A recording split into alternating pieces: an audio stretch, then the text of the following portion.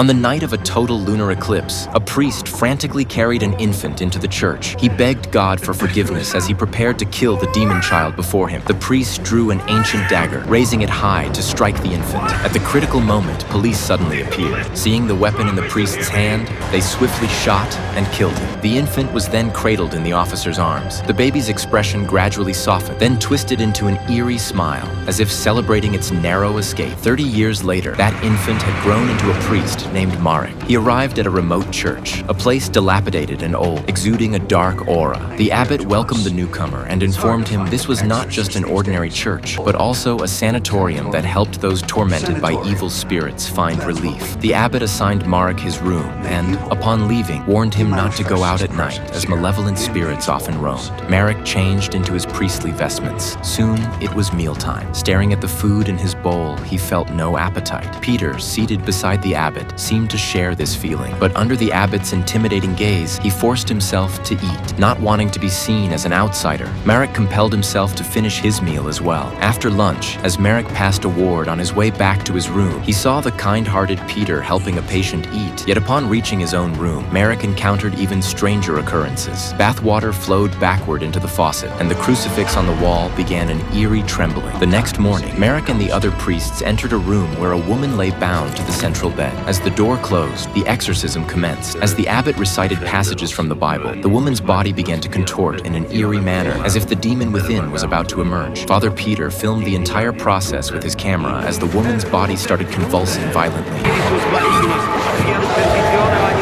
At that moment, the abbot brandished a crucifix toward her. With a furious roar from the woman, flames erupted from the cross. Marek found this utterly astonishing. Meanwhile, none of them noticed that in the portrait on the wall, blood was slowly seeping from the eyes of Jesus.